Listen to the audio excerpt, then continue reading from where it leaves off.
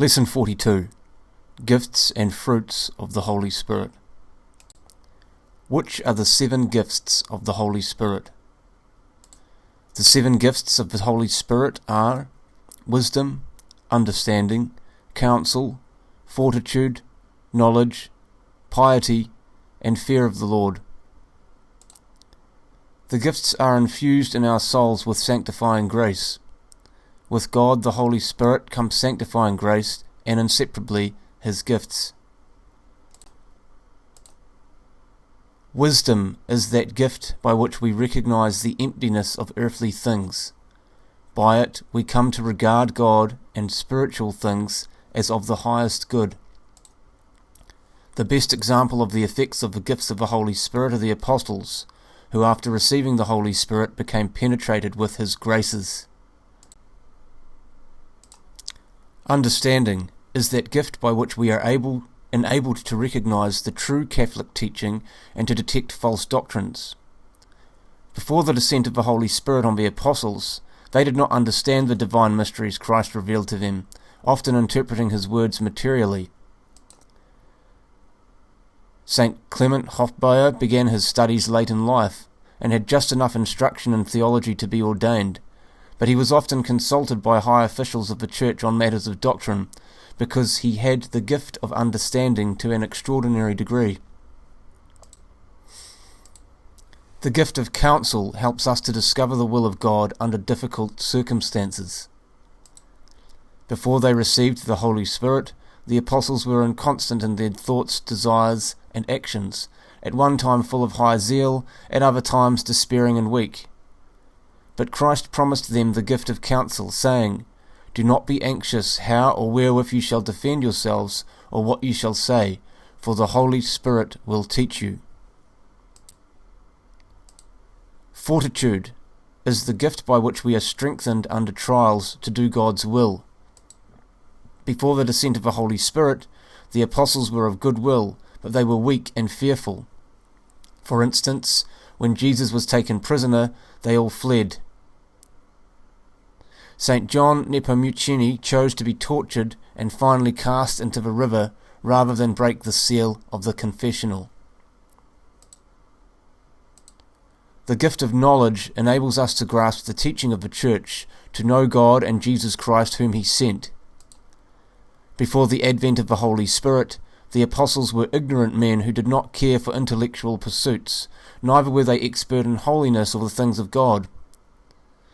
The saintly Curé d'Ars had made but little study, yet his sermons were so remarkable that even bishops were eager to listen. Piety is that gift by which we love God as our Father, ever striving to do His will. Before the coming of the Holy Spirit, the apostles loved Jesus, but more for their own sake rather than His, more for the reward He promised than for love of Him. But after Pentecost, what a change! They were ready to suffer death just because they loved Jesus and wished to declare Him everywhere. The fear of the Lord makes us dread sin as the greatest of all evils, and enables us to quell fear of man and human respect.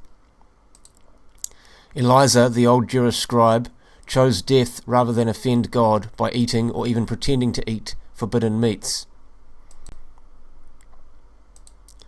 Besides these 7 gifts, the Holy Spirit also grants certain extraordinary gifts which are given only on rare occasions and to selected persons. Such extraordinary graces are granted principally not for the benefit of a recipient, but of others. They were common during the early days of the Church, and helped in its rapid spread. Among them are the gift of tongues, of miracles, of visions, and of prophecy. The apostles received the gift of tongues on Pentecost, so that although they spoke to a crowd of different nationalities and languages, everybody understood what was said. The apostles also possessed the gift of miracles, curing the sick, driving out evil spirits, raising the dead to life. Many saints have been blessed with the gift of miracles. How do the gifts of the Spirit help us? The gifts of the Holy Spirit help us by making us more alert to discern and more ready to do the will of God. If we look with discerning eyes, we can see how the gifts of the Holy Spirit have greatly helped the world at large. As the psalmist sang, Thou shalt send forth thy Spirit, and they shall be created, and thou shalt renew the face of the earth. The operations of the Holy Spirit were easily discernible among the early Christians, and they continued steadfastly in the teaching of the apostles, and in the communion of the breaking of the bread, and in the prayers, and many wonders also and signs were done by means of the apostles. The difference between the virtues and the gifts of the Holy Spirit consists in this. The virtues enable us to do what our reason directs, the gifts make us follow the inspirations of the Holy Spirit. Some of the effects in us of the gifts of the Holy Spirit are the fruits of the Holy Spirit and the Beatitudes. The 12 fruits of the Holy Spirit are charity, joy, peace, patience, benignity, goodness, long-suffering, mildness, faith, modesty, continency, and chastity. These 12 fruits give us grace to perform good works under the inspiration of the Holy Spirit. They make us happy and contented, and help us to be pleasing to both God and man. With the fruits of the Holy Spirit, it becomes easier for us to persevere in the union with God by the practice of virtue. Our heart inclines with charity towards God and our neighbour, and finds it almost natural to be detached from the world. With the gift of sanctifying grace and its accompanying theological virtues, gifts of the Holy Spirit and their effects, the Christian soul may be said to possess sanctity, to be in the state of Christian perfection. Sanctity is the fervent surrender of one's self to God and the practice of virtue. It does not require extraordinary works.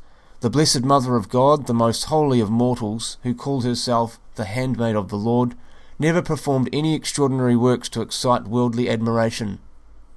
Love is the fulfilling of the law.